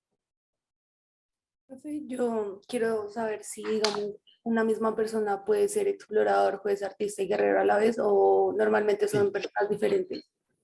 Lo ideal es que sean personas distintas. Lo ideal, siempre lo ideal, es que en un proceso de diseño estén involucradas múltiples personas. Mira que en IDEO, y por eso me gusta ese videíto, es viejito, pero funciona. Había un biólogo, una psicóloga, un lingüista, de todos menos un diseñador. Pero entre todos construyeron esas cosas tan maravillosas. Entonces lo ideal es que siempre haya de todo, pero es muy difícil que en un mismo equipo estén estos 4 modos de pensar. Entonces, pues nada, uno puede aprender de ellos y por eso hay unas herramientas para cada fase. Entonces, así digamos, en tu equipo, por decir algo, ustedes son 3 personas, va a inventar cualquier cosa y ninguna es exploradora. Entonces, pues no se van a quedar sin esa fase porque es la fase inicial. Entonces, simplemente aplicamos las herramientas que les voy a presentar a continuación y listo. Como que cubrimos esa falencia con esa herramienta, ¿sí? Entonces, no es que sea obligatorio, es lo ideal, porque también hay muchos diseñadores que trabajan solos, ¿sí? Entonces, una sola persona, un diseñador único, solito, él allá en su casa, pues tiene que surtir las 4 fases y no hay ningún problema. ¿Alguna otra inquietud? Chicas, chicos, ¿no? ¿Nada? No, profe. Listo. Muy bien, sigamos. Esta ya es la última parte, que son las herramientas, ¿vale? Entonces, ¿qué herramientas necesitamos nosotros para estas fases? Porque claro, es muy difícil yo decirles, vayan y empaticen. Uno, ¿cómo hace eso? ¿Sí? Yo cómo entiendo a mi usuario, cómo entiendo sus necesidades. Bueno, me voy a meter un poquito en temas de investigación, pero es clave. La investigación es fundamental, ¿sí? Súper, súper importante. Entender a quién le voy a diseñar es demasiado importante. ¿Cuál es el propósito? ¿Cuál es ese grupo objetivo? Entonces, por ejemplo, traigamos a la revista nuevamente. Cuando ustedes se sienten a diseñar el tema de su revista, que ustedes digan, ok, la discusión, ¿cuál va a ser el tema? También pregúntense a quién se la van a dirigir. No es lo mismo escribir para niños de 6 años que escribir para adolescentes de 16, 17, 18 o escribir para cuchos de 60, 65, 70 años. No es lo mismo. Los lenguajes, los tonos, las figuras pues, de escritura que ustedes están aprendiendo son diferentes. ¿Sí? Lo mismo el tipo de imagen, los colores, las tipografías, cuando ya nos metamos en ese mundo, que es el que viene después de la semana de receso. Todo eso varía según cómo esas personas objetivo a las cuales va dirigido mi producto. Entonces, sí es importante, muy importante identificar eso, porque además nos permite aplicar estas herramientas de una manera más eficiente, ¿sí? Más efectiva. Entonces, vamos a mirarlas, vamos a mirarlas. Empatía. La primera fase. Vamos a descubrir qué necesitan mis grupos objetivos, quiénes son ellos, qué quieren. Las más tradicionales que nosotros solemos utilizar son las entrevistas, los grupos focales y lo que se conoce en investigación como la revisión de literatura, que es buscar qué se ha hecho ya, ¿sí? Es válido, por supuesto, esa información es súper importante para nosotros, ¿sí? Poder entrevistar a algunas personas, poder reunir grupos de personas y hacerles preguntas dentro del grupo. Ustedes saben que la gente se comporta distinta individual así está en grupo en cuanto a sus opiniones y sus cosas. Ya veremos otra herramienta para ayudarles con ese tema de grupos focales más adelantico, cuando estemos dándonos palos con nuestros trabajos. Investigación y recolección de información, por supuesto, es meternos a investigar qué han hecho otros, qué han escrito otros, todo eso es válido. Hay otras dos que son muy, muy chéveres, son un poco más visuales, un poco más dinámicas. Hay una que se usa un montón en el mundo del mercadeo, que es esto del Journey Map. Por cierto, estas áreas del mercadeo y de la publicidad, esas les encanta utilizar anglicismos. Entonces, el mapa de ruta, ellos le dicen el Journey Map, ¿sí? No es grupo objetivo, es un target, ¿ok? Entonces, vale. Mapa de ruta, el Journey Map es uno de los más chéveres porque de verdad es muy experiencial, ¿no? Entonces, se registra como una secuencia de eventos, ¿cierto? Se registran las acciones importantes que suceden ahí con los actores de lo que está pasando. Se destacan hitos, los hitos son estas acciones clave, y se suele acompañar de registro audiovisual, fotos, videos, ese tipo de cosas. Por ejemplo, no tengo aquí el ejemplo de Journey Map, este Journey Map. Por allá en Japón o en Corea, uno de esos países, había un problema muy serio porque la gente llegaba muy tarde a su casa. Y cuando llegaba a su casa, pues ya todos los mercados habían cerrado y se quedaban sin comprar pues el desayunito del otro día. Entonces, unos locos hicieron el Journey Map, entonces se fueron, hicieron todo el recorrido que hace, por eso se llama mapa de ruta. Uno hace el recorrido que va a hacer el usuario de lo que sea que me voy a inventar y voy registrando todos los puntos importantes. Entonces, sale de su casa a tal hora, llega a la estación del tren a tal hora, se demora tanto tiempo esperando, se sube al tren en tal momento, en el tren va de esta manera, ¿qué está pasando? Bueno, llega así. Entonces se pillaron que en los intercambios de trenes había mucho tiempo libre. Entonces estos locos lo que hicieron fue que se organizaron un tablero enorme en el cual la gente llegaba a ese tablero y estaban todos los pues, productos de la tiendita de la esquina en versión digital, por supuesto. Entonces yo lo que hacía era que seleccionaba lo que necesitaba comprar, lo pagaba por anticipado con una tarjeta, ¿cierto? Y esa orden le llegaba a la tiendita preparaba el atadito de las cosas y lo mandaba a domicilio a la casa del señor. Cosa que el personaje este en cuestión, cuando llegaba a su casa, ya tenía su comidita ahí y no tenía que pues, preocuparse por comprar alimentos. ¿Mm? Eso lo descubrieron haciendo un mapa de ruta. Otra técnica que se usa es la observación A, E, I, O, U. A de actividades y acciones, E de entornos, I de interacciones, cómo se relacionan los elementos, O de los objetos y artefactos, las cosas que están en ese entorno, y U de los usuarios. ¿Listo?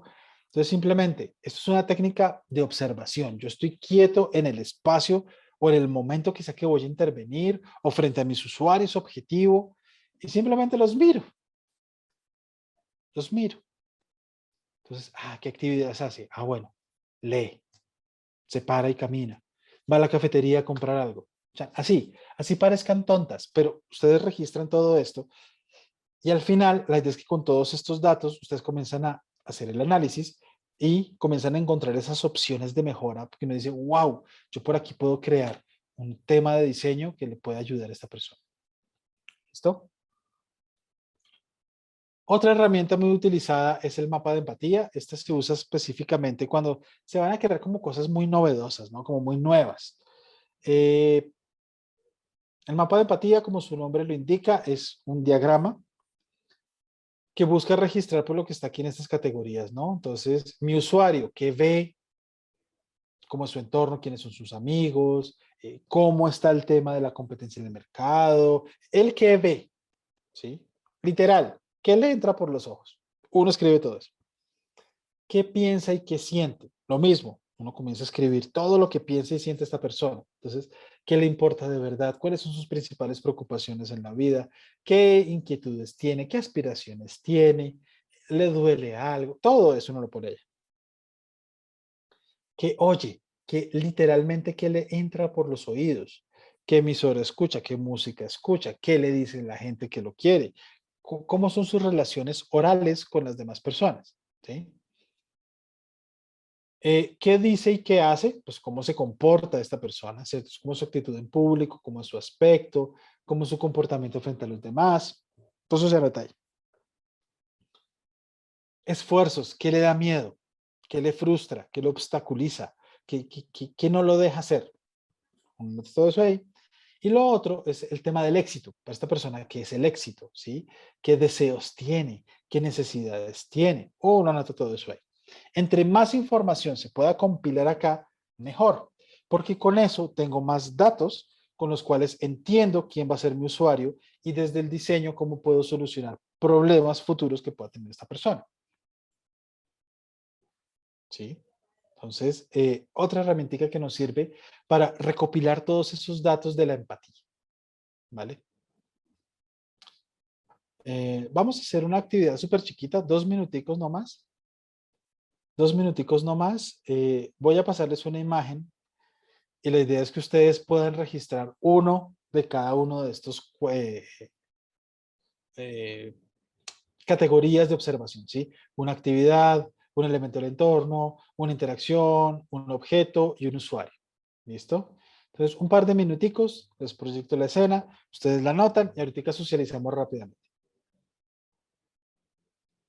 Esta es la escena, ¿listo? Entonces, identifiquen una actividad, identifiquen el entorno, cómo es, una interacción, cómo están relacionados dos o más elementos, objetos o artefactos, estos no son usuarios, son cosas, pues, y los usuarios, los que están utilizando el entorno.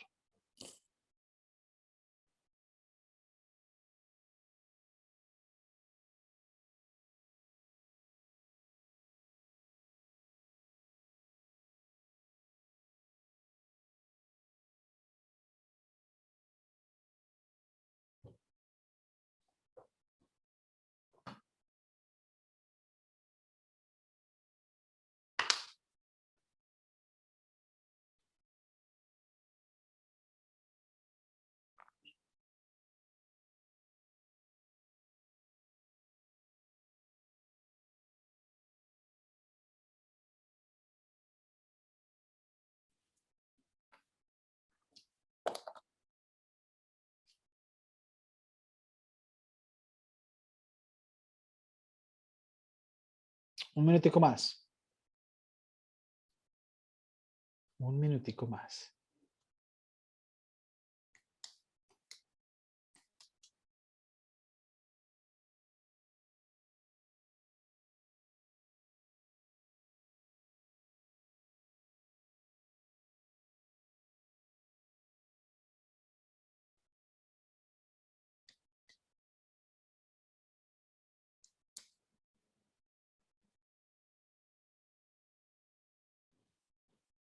Listo, muy bien.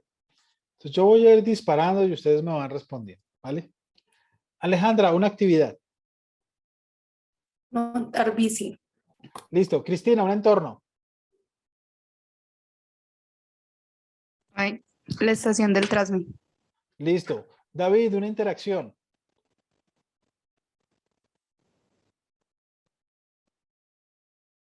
David.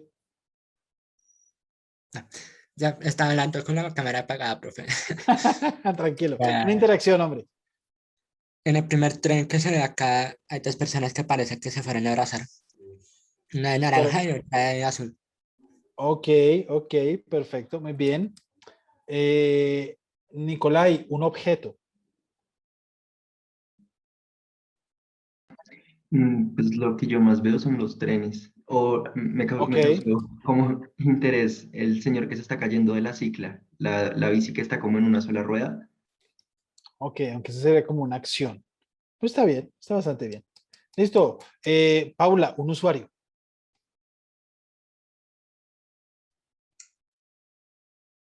¿Un policía? Un policía, muy bien. Sara, una actividad. El hombre que está haciendo como, que tiene como las manos abiertas, no sé si es un mimo, no sé qué es. ¿Dónde está? El que está como de azul, por donde Acá en está el el centro, bus. acá. Ajá, sí. Ok, listo. Shalom, dame una interacción, por favor.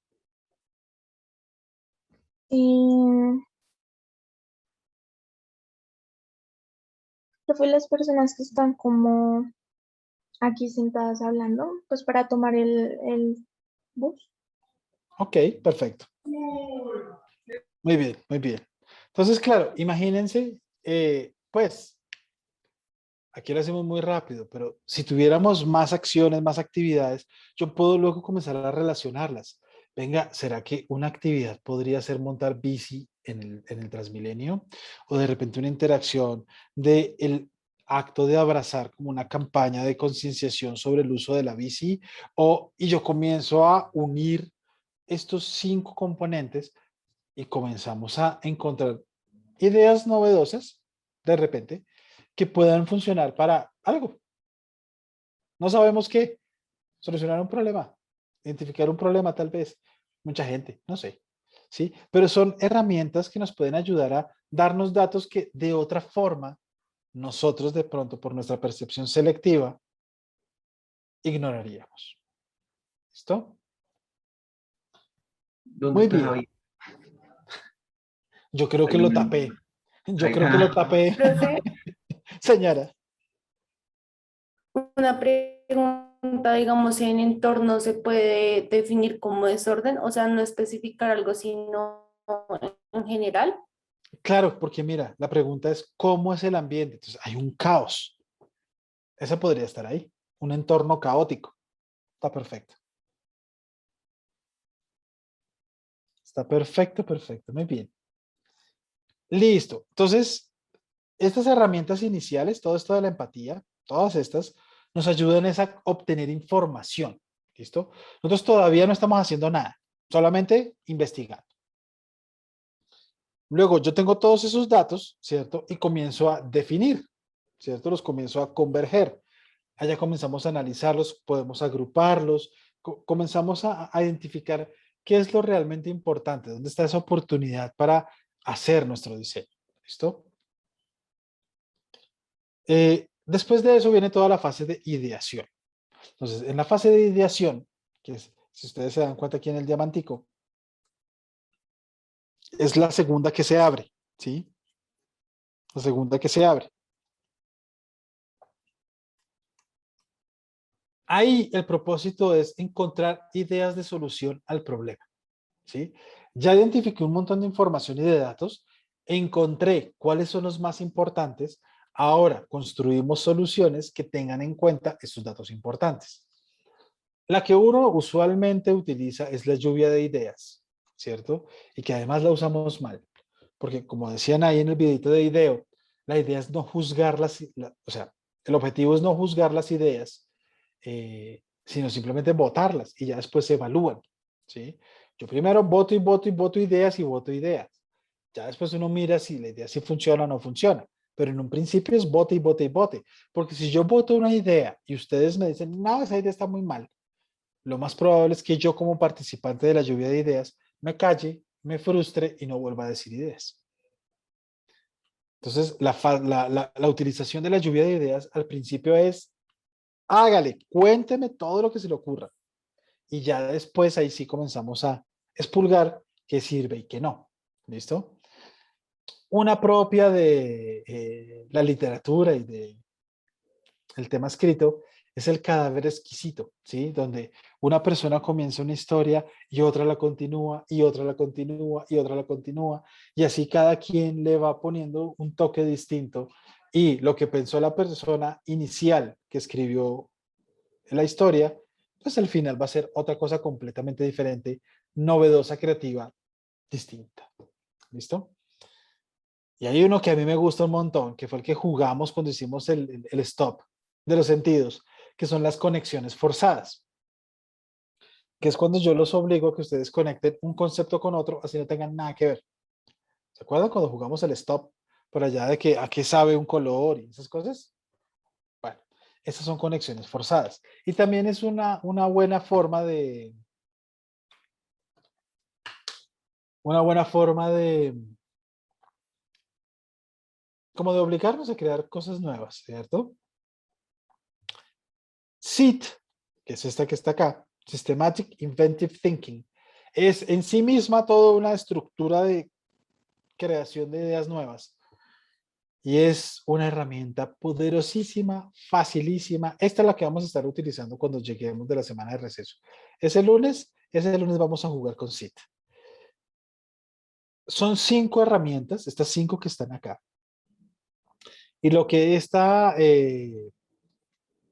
empresa, digamos, este estudio, esta gente propone es que nosotros no tenemos que crear ideas novedosas con lo que no tenemos, sino con lo que tenemos.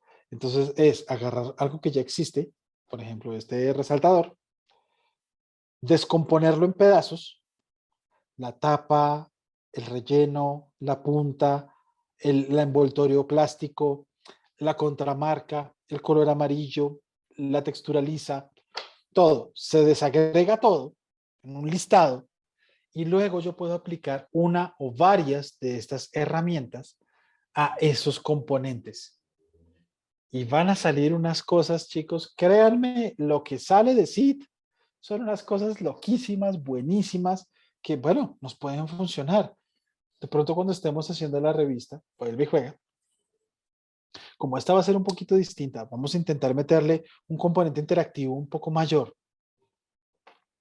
De repente ustedes me digan, venga, profe, yo tengo aquí esta página, tengo esta foto, que hagamos algo nuevo. Entonces descomponemos todo en pedazos y comenzamos a rearmarlo utilizando estas herramientas. ¿Qué pasa si le quito cosas? ¿Sí? Si le elimino cosas, ¿qué va a suceder? ¿O qué pasa si dos elementos que cumplen funciones distintas los uno para que cumplan los dos la misma función? Esto es una locura. ¿Una pregunta por ahí? Me pareció. Bueno, entonces sí, lo vamos a revisar con calma cuando lleguemos de la semana de receso, porque esta es una sesión que hay que hacerla guiadita, ¿no? Así fresca, chévere, guiada. ¿Listo? Tanto los que estén conmigo en la universidad como los que estén en casa. ¿Listo? Y Paula, sí, yo les envío ahorita más tardecito en un correo las fechas de presencialidad que tenemos para este mes. Que lo tengamos todo súper claro. Listo. Entonces vamos a hacer una variación del cadáver exquisito. Uno de los movimientos más divertidos de esa explosión de los ismos que hubo en su momento fue el dadaísmo. ¿Sí? El dadaísmo. Y se llama dadaísmo porque dada no es nada, no tiene ningún significado. Al igual que todo lo que se produce ahí. Son cosas sin sentido. Entonces, este ejercicio es un ejercicio buenísimo porque resulta que hay un tema. Estos locos del CID lo exponen muy bien. Como les digo, eso lo vamos a ver con juicio ese día. Y es que nosotros, por nuestra forma de pensar, por cómo nos han criado, por cómo hemos crecido, por todos, nuestra enseñanza y todo, tenemos unas fijaciones mentales, ¿sí? Hay fijaciones funcionales, fijaciones de estructura, fijaciones de forma, y esas fijaciones a veces no nos dejan pensar de forma creativa, de maneras distintas, ¿sí? Entonces, cuando estamos pensando en diseño y estamos creando una idea novedosa, esa fijación no me deja hacer nada, ¿sí? Por ejemplo, voy a meter un ejemplo tonto. Pensar que las letras solamente sirven para leer, por ejemplo, ¿sí? Entonces, esa es mi fijación funcional.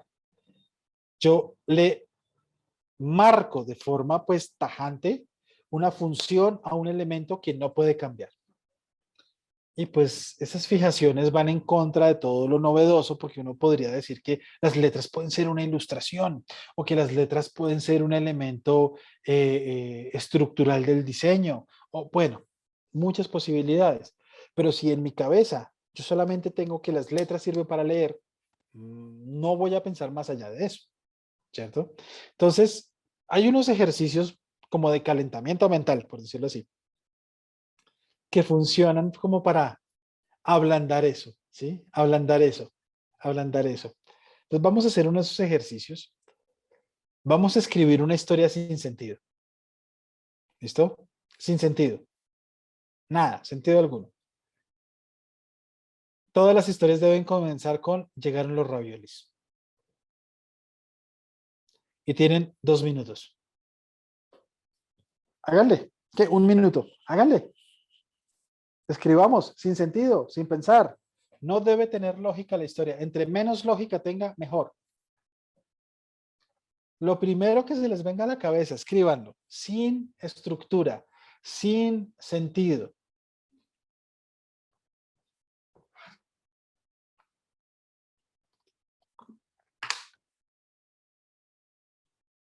¿Prueba de cuánto? ¿O no hay límite? Lo que te dé el minuto. Listo. Sí, entonces arrancamos. Nada, escribe. Entonces, llegaron los raviolis, ta, ta, ta, ta, ta, ta, ta, ta, ta, ta. Escribe, escribe, escribe, sin pensar, escribe, escribe, escribe, escribe, escribe. Lo primero que se va viniendo a la cabeza, pum, lo vamos bajando. Sin pensar, sin lógica, nada. No se preocupen. 1 minutico.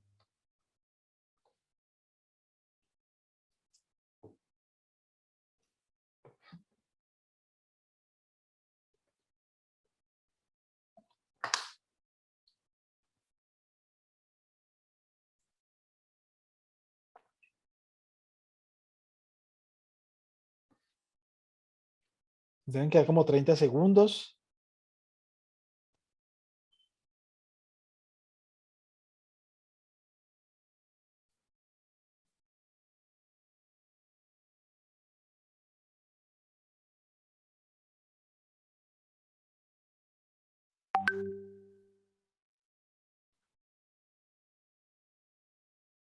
Listo, tiempo. Tiempo, tiempo, tiempo. Shalom, compártenos tu historia, porfa. Bueno, profe, la puedo leer. Bueno, dice, llegaron los raviolis y los abrí cuidadosamente. Por dentro habían videos de Insta. Así como No, mucho sentido, mucho sentido. Sin lógica, sin lógica. Ok. Sigamos. Sara. Profe, el mío dice, llegaron los raviolis al barco de la Armada y se encontraron con los rivales cansados. No, mucha lógica. Sale, no sirve. Sigamos. Paula. Ok. Llegaron los raviolis, dijo la gata, y el gigante muy obediente se fue al médico a comer sus raviolis. El médico, No, mucho sentido. Sale, no sirve. Nicolai. Llegaron los raviolis y me los puse. Qué interesante cómo combinaban con el color de mis ojos. Saliendo de mi No, casa, mucho sentido. Sale, no sirve. David. Llegaron los raviolis y se cayeron en la entrada de la puerta. No, no sirve. Sale, Cristina. Ay, pero bueno, llegaron los ravioles a Brasil por segunda vez en el año que ya había pasado. Eso es lo que tengo. Mucho sentido, mucho Profe, sentido. ¿cómo que sentido? Alejandra. ¿Cómo van a Claro. llegar unos ravioles a Brasil? Alejandra. Después terminamos el de Alejandra. Esa otra porque yo sé una de que llegaron los raviolis, no los canelones y las lasañas, que eran 3 familias de la mafia que No, traficaban no, con no, cosas no, no. napolitanas. Mucho sentido. Tiene mucho sentido esa historia. Alejandra.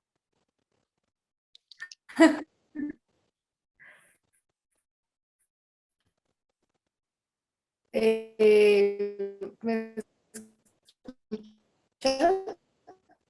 Estamos escuchando entrecortado.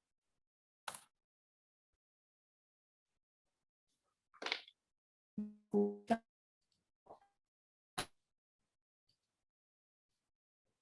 Creo que ya, es que me está como fallando el internet. No te preocupes. Listo, ahora sí te escuchamos bien. Cuéntanos tu historia. Ay, no. Profe, lo vas-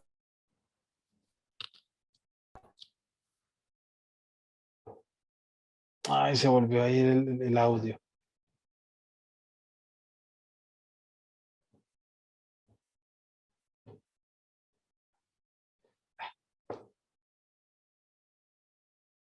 Bueno, porque Alejandra va a reiniciar el internet. Sin sentido, sin sentido, sin sentido. Miren mi historia. Llegaron los raviolis a bomba y con la vieja átomos grande en la cuchara espacial libre y un par de astros marañones, con la tula carmesí, noche taciturna, conejo de espagueti y protón. Profe, eso tiene mucho sentido, no conozco la mitad de las palabras. Sí, total. Y esa la escribí así como que lo que se fuera llegando en el momento. Llegaron los raviolis. Sí, entonces, ¿por qué el tema de que no tengan sentido? Las historias de ustedes estaban buenísimas. No quiero que, sí, estaban súper divertidas, todas raras, pero el problema es que tenían un orden lógico, ¿sí? Entonces, llegaron los raviolis y se cayeron. Ok, sí, se cayeron. Hay una consecuencia lógica. Sin sentido. Las palabras que vayan llegando las vamos soltando, porque eso nos ayuda a liberarnos de esa fijación, ¿sí? Hay una fijación lógica, que es la que no nos deja, digamos, como salirnos de esa estructura, ¿no? Y el objetivo cuando vamos a hacer una ideación, una lluvia de ideas o cualquiera que sea la herramienta que utilicemos, es precisamente que nuestra mente esté como flexible, que no tenga ningún tipo de fijaciones demasiado arraigadas para que lo que se nos ocurra sea súper wow y no vaya a ser un poco más de lo mismo. ¿Sí? Entonces, esa es como la situación aquí con el de los raviolis. me antojé. Uy, sí, cierto, unos raviolcitos ahora serían. Alejandra, listo. Cuéntanos tu historia. Y ahora sí, Ahora sí. llegaron los raviolis en luna con Paola y comieron cocodrilo. Pero también tiene mucho sentido. O sea, sentido me refiero como una lógica, ¿no? Como que hay unos comportamientos y unas cosas. Esta es la historia que yo había escrito, pues ya se las mostré a ellos, pero para que tú le eches una mirada, mira que pues las palabras como que no tienen una lógica, ¿no? Como que vieja átomos grande con noche taciturna como que no pega, ¿no? Como que, ¿sí? No hay una lógica tan fuerte. Porque, de nuevo, la idea de este ejercicio es como calentar un poco el cerebro para flexibilizarlo, porque tenemos una fijación lógica, ¿sí? De que las cosas tienen que comportarse de una manera casi que antropomorfa y no necesariamente. Sí, como parecida a los de los humanos. Entonces, que uno ravioli se cae, pues, o que combina con el color de los ojos, o que se comió un cocodrilo. ¿Sí? Aunque suena muy divertido, porque sí, las historias de estos que salen son súper divertidas. El objetivo es cada vez más irnos soltando de esas estructuras para tener flexibilidad de nuestras conexiones neuronales para el cerebro. Realmente así funciona este ejercicio. Y con eso, cuando arranquemos una ideación a lo bien, pues las ideas que surjan sean unas cosas loquísimas y de ahí sí ya podamos satisfacer la necesidad de una manera muy novedosa y wow, la sacamos del estadio. Por último, y esta es otra parte de esas clave que yo los voy a estar molestando un montón de aquí en adelante, porque créanme, después de esta presentación ya nos metemos de cabeza en todo el mundo del diseño. Ahí nos va a acompañar Illustrator, porque con él es más fácil, ¿sí? Entender cómo construir un afiche, por ejemplo, o cómo construir una pieza comunicacional para redes sociales. Pero claro, el hacer es lo último. Me devuelvo un poquitico. Fíjense, el hacer está aquí. El pensar son estos tres. El hacer es solo el último. Por eso yo les decía, el diseño es un acto más intelectual que de ejecución. Entonces nos vamos a tomar el tiempo juicioso de pensarlo muy bien, hacer nuestra investigación, hacer nuestras ideaciones, nuestras discusiones, y luego ahí sí lo ponemos en nuestro sistema, nuestro programa, y lo ejecutamos, ¿sí? Y ahí es donde el prototipado es clave.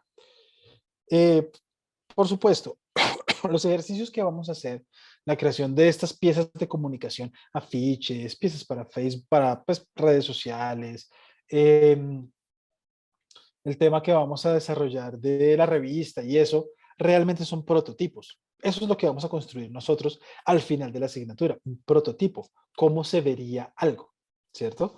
Para ponerlo a prueba, bueno, no lo podríamos poner a prueba porque yo no se lo puedo ir a vender, a mostrar, a comercializar, o a regalar a mi grupo objetivo, ¿sí?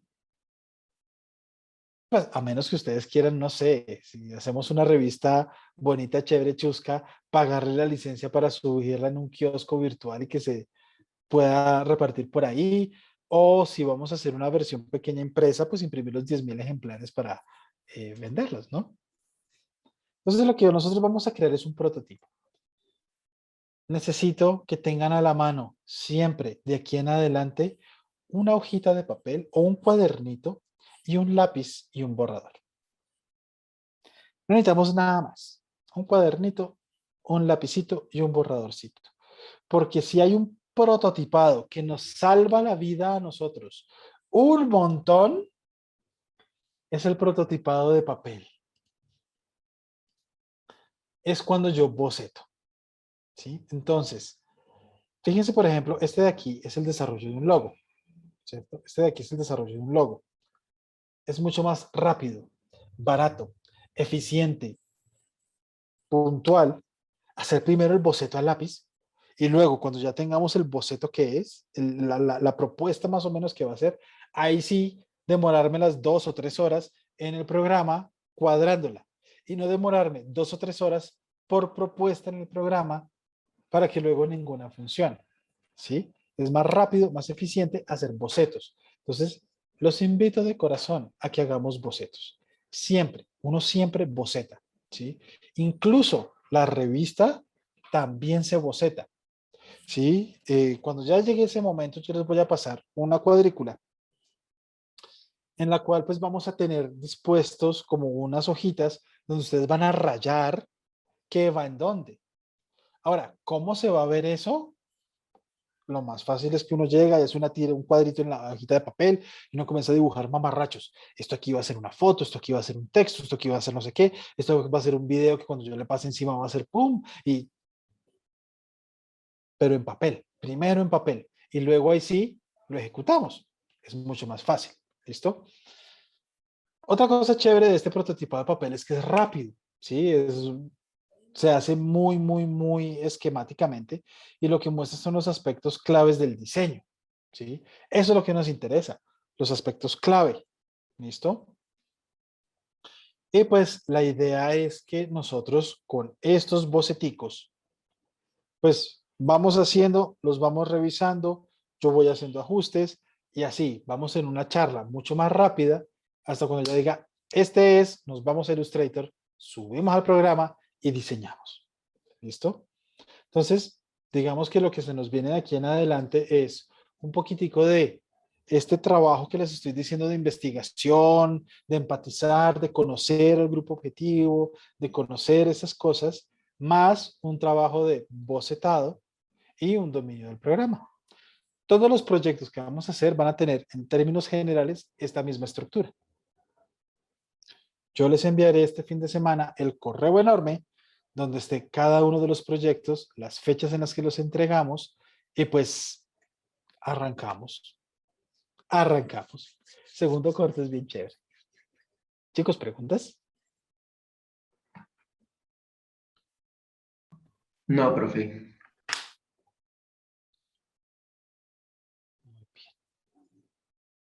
Y que muchas gracias. Apréndanse este esquemita. Yo les envío en el correo también esta presentación. Mientras espero ya tener esa aula virtual lista, Dios mío. Apréndanse este esquemita. ¿Sí? Siempre va a ser más fácil coger un proyecto muy grande y partirlo en pedacitos y ejecutarlo por pedacitos que pensarlo siempre muy grande. Porque al pensarlo grande, asusta. Pero si lo piensan en pedacitos chiquitos, no se van a dar cuenta cuando lo terminaron. Y lo van a terminar. Entonces, apréndanse este esquemita. Este tal vez es lo más importante de todo este carretazo que les acabé de echar. Este esquema es lo más clave. Si este modelo doble diamante del pensamiento de diseño, con el cual nosotros tenemos estas 4 fases para resolver cualquier problema desde el diseño, está buenísimo.